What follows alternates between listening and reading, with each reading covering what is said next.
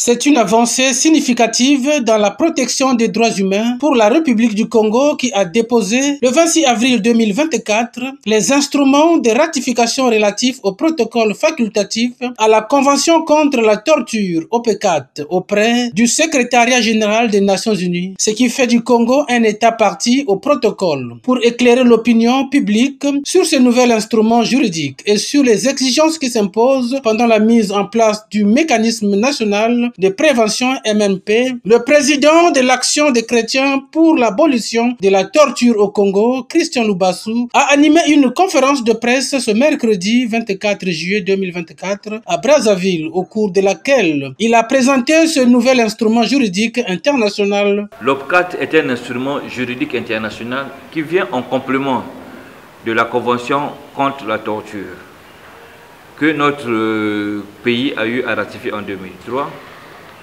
La Convention contre la torture fait obligation aux États parties de prendre une série de mesures appropriées pour prohiber, réprimer les actes de torture et pour protéger les personnes privées de leur liberté contre les atteintes à leur intégrité physique et morale. Alors que l'OP4 que nous allons vous présenter aujourd'hui est un instrument qui fait de la prévention à la torture, au mauvais traitement ou au traitement cruel inhumain nous dégradons. Ce nouvel instrument juridique impose des exigences que l'État membre doit impérativement respecter, a expliqué à la presse le président de l'ACAT au Congo. Notre gouvernement, en déposant les instruments de ratification, se voit dans l'obligation de mettre en place un mécanisme national de prévention de la torture. C'est-à-dire que c'est un organe indépendant du gouvernement qui sera chargé de visiter tous les lieux de détention où ces personnes sont privées de liberté.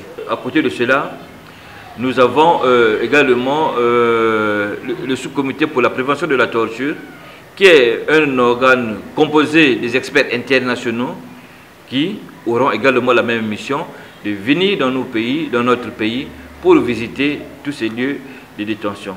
Christian Loubassou n'a pas manqué de faire quelques propositions au gouvernement de la République dans la mise en place du mécanisme national de prévention, propositions qu'il souhaite être prises en compte. Si nous voudrons que cet attribut soit confié à notre Commission nationale des droits de l'homme, nous devrons également nous interroger sur un certain nombre de processus de désignation des membres de la Commission nationale des droits de l'homme, comme également du mécanisme national de prévention de la torture.